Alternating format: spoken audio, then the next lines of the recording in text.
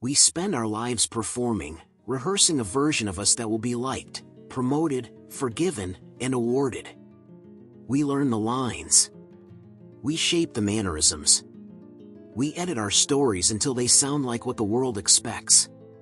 And then, one day, some urgent event, illness, loss, the nearness of the end, strips away the props, and what remains is not what we staged but what we are. "You've never felt like you could be yourself around me?" she asked, voice pulled tight between confusion and exhaustion. Her face held both a bruise of disappointment and a softness that threatened to fall into tears. It was the look people wear when they finally want something they have been too afraid to ask for. He lay in the narrow hospice bed like a man who had been edited out of a life he used to have.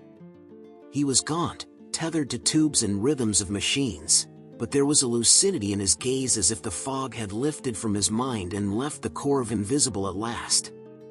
"I felt like a version," he said, and the word landed like a small stone in a quiet room. "A version? Not whole. Not the real thing. The version I made to be acceptable." She recoiled as if the confession had the shape of a wound. "Then why did you marry me?" she said, incredulous, because if someone loved a version, did that love ever touch the real person? This is the brutal question we avoid. Did the people who stayed with us love the person we were or the idea we expertly constructed for them? The persona, that public face we polish to survive, can become a prison. It can be praised and rewarded while the self inside withers from neglect. And when illness or age removes the need or the ability to perform, the truth comes forward like a tide through a broken dam. He did not blame her. He blamed himself. He had been busy being loved as an idea, and in that busyness, he had betrayed the only life that truly mattered, the life inside his chest, the life he could have led if he had dared to risk being seen. He spoke about the years in which he learned to be likable. Childhood rules, expectations, parents who applauded performative compliance, teachers who rewarded neat answers, lovers who adored only the best produced versions. Layer upon layer, the mask constructed by small concessions until he no longer knew which parts of him were real. "I was terrified of being disliked," he said. "So I flattened myself. I became smooth. I chased the applause until I forgot to listen to my own heartbeat." She listened, hands folded tight, slowly understanding that his entire life had been a choreography of avoidance. Not avoidance of harm alone, but avoidance of the self, the parts that felt messy, irrational, angry, needy, fragile. This is a familiar phenomenon. Psychologists call it the persona. Jung called it the necessary public face that allows us to function. But when the persona becomes an identity, we live as a hollow echo. We sacrifice authenticity for acceptance. We mistake the applause for truth. He described how he changed himself to fit situations: a son who could soothe his parents, an employee who never caused trouble, a partner who always accommodated. Each small alteration was rationalized as kindness, each mute surrender was justified as consideration. In truth, they were acts of self-erasure. Over time, the hollow became habit. "I did what I thought would make people like me," he said. "But it didn't make me alive. It made me invisible." Her eyes filled. She wanted to argue, to assert that he had been loved for who he was, but he stopped her with a small, weary smile. "Not the real me," he repeated. "Not the parts one kept downstairs. The strange freedom of losing the mask. What happens when the mask drops? For some, panic. For others, relief. For him, a bizarre freedom had arrived not because his pain lessened but because his energy moved from preserving appearances to resting in something truer. "When the doctor told me I might not make it past a year," he said, something in me said, "Stop prolonging performances you don't believe in. I've already lived the long life of playing roles. Now let whatever's left be honest." This is the paradox. Proximity to death often clarifies priorities. People attribute it to fear or surrender, but often it is clarity. The small social currencies, prestige, notice, approval, suddenly seem like coins stamped with another person's name. Why spend them? He stopped rehearsing. He let his anger surface. He allowed tears, not staged or tidy, but ragged and true. He stopped smoothing his answers to make others comfortable and began to say the sentences that had been collecting inside him for decades. The result was shocking to those who knew him. Friends who loved the version didn't always love the revealed self. Some withdrew, uncomfortable with the person who no longer played by the unwritten scripts. Others stayed, surprised to discover that behind the performance there was a man worth knowing. This is the test of real relationship. Can someone love you when the props are gone? Will a partner, a friend, a child stand in the rawness of you? Too often, relationships are built around mutual convenience. We like each other's roles, not necessarily each other's souls. When the stage goes dark, those arrangements are exposed. Seeing me now, he said to her, is the first time a lot of people really saw me. Not the version, but the person. It's late, but it's still seeing. She leaned toward him and said, softly, then be seen. Tell me now. Confession is liberation. One by one he confessed.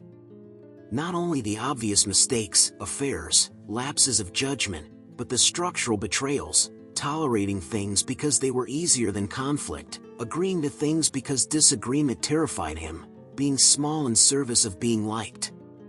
I changed, he said.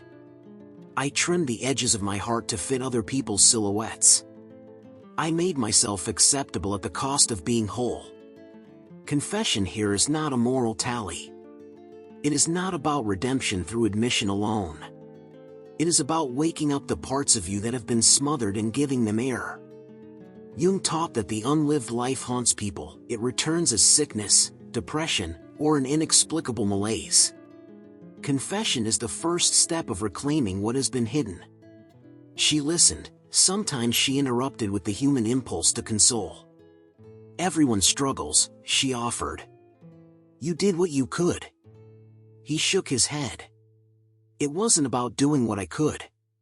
It was about choices I refused to make. I traded presence for performance. Here lies the lesson for any of us: small choices compound. A single decision to prefer comfort to honesty becomes a pattern. Years pass, and you are no longer sure where the choice ends and the habit begins. At the bedside, in a voice that trembled, he catalogued the small renunciations that had become a life. The mirror of narcissism and self-abandonment. She asked the question we all avoid: why? Why make yourself less? His answer cut two ways: narcissism married to abandonment. He had been obsessed with being perceived a certain way, admired, competent, charming, but that obsession was itself a self-neglect. Paradoxically, to be preoccupied with others' perception is a form of narcissism, because it keeps your life centered on the mirror of other people rather than on the experience of being you. I wanted people to love an idea of me, he said. But that idea became a stranger. I was always performing for reflection. She listened, and in that listening something shifted in her understanding. She had loved him as he presented himself, and she had also felt, sometimes, the distance. Now she realized how much of that distance had been his doing, a careful, chronic self-abandonment that rendered him at once beloved and invisible. Jung would say this is the shadow at work. What we refuse to acknowledge in ourselves emerges as compulsion. The need to be loved for an image rather than a person is a defensive structure. It promises safety while stealing life. The only remedy Jung offered was the hard work of integration, facing the unloved parts, owning them, and bringing them into dialogue with the conscious self. At the bedside he was doing that work without the usual defenses. It was painful, but the pain was the necessary crucible. The invitation to witness. She reached into his hand and squeezed. Then be seen, she urged. Say what you have to say. Don't protect me with your version. Her invitation was radical. To be seen is more than hearing, it is allowing someone to witness the totality of you, your shame, your longing, your regret, your small triumphs. It is a sacred labor, and often it requires courage on both sides. The witness must be willing not to redeem instantly but to be with the truth. So he spoke, the apologies, yes, but also the lighter truths, the childhood dream he had stuffed away, the books he'd read and never admitted, the quiet love of paints that he'd abandoned for more respectable pursuits. With each sentence, he reclaimed a part of himself. She listened without flinching. She did not make grand moral speeches. Instead, she did the most difficult thing.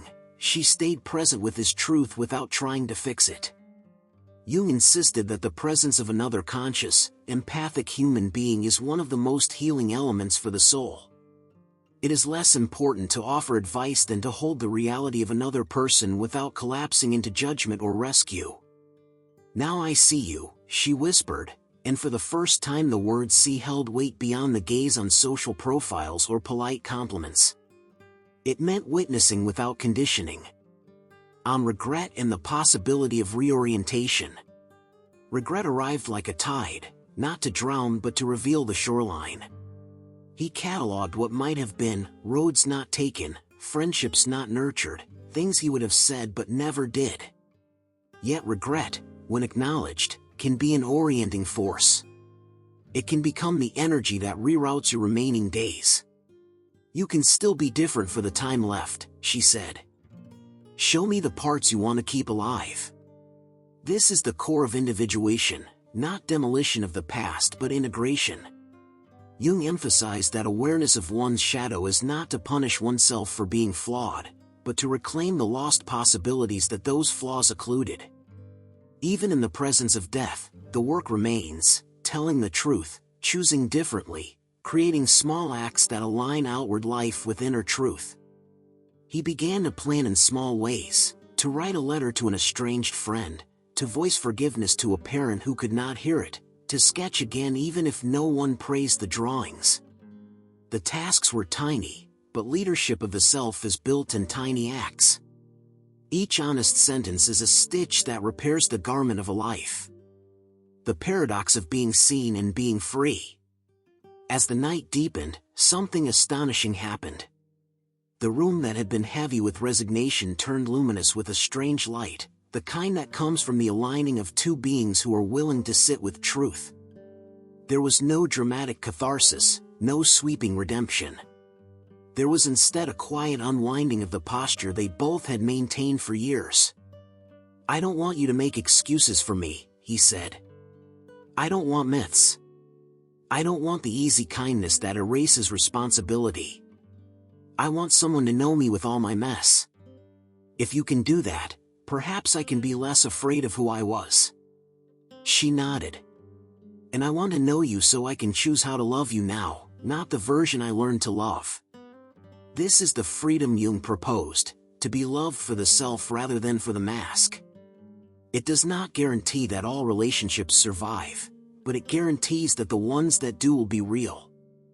Real love, as Jung suggested, is not projective, it is reciprocally seeing. A lasting lesson, small acts of courage. As dawn approached, their conversation folded into silence. Machines hummed. The city outside woke. He felt tired but lighter, not because pain had diminished but because the urgency of truth had released ballast. For anyone listening, the bedside exchange offers a practical map. Notice the ways you edit yourself to be liked. Which parts are hidden? Which aches push you toward performance? Practice confession in small doses, a truth told to a patient friend, a sentence that names a regret. These are not theatrical displays, they are calibrations of honesty. Invite witnessing. Offer your truth to someone who can hold it, not to be rescued but to be recognized. Reorient with tiny acts, a call, a letter, a sketch, a refusal. They stitch your inner reality back to your outer life. Remember Jung's phrase, there is no coming to consciousness without pain. Pain is the gateway, not the goal. He died some months later, the last acts of his life not perfect or heroic, but honest. The woman who shared his bedside did not get a perfect spouse restored. She was given something arguably rarer, the person he struggled to become at last. She learned to witness without fixing, to love without idolizing the performance. If this story leaves you with one invitation, let it be this: cultivate the courage to be seen before the circumstances force the mask away. The unlived life accumulates in quiet corners and then speaks with a voice that can startle you when you least expect it. You do not need a hospice to begin the work of becoming whole.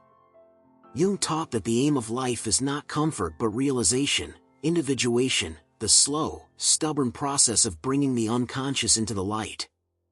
It asks that we look at our shadows, invite them into conversation, and reweave our public faces so they reflect, however imperfectly, the complexity of who we are. So ask yourself today, what version are you living? Who would you be if you stopped performing for the applause? And who would you become if you began, now, to speak the sentences you have been hiding? If you felt this story touch something true inside you, write in the comments, "I will be seen." Let it be a small oath, a public stitch toward private honesty. And if you want guidance on taking the next steps toward living more authentically, subscribe and join the conversation. We'll walk the stairs toward the unconscious together, one honest step at a time. Because becoming seen is not a single act, it is a practice. It is the slow reclaiming of a life that may finally be yours.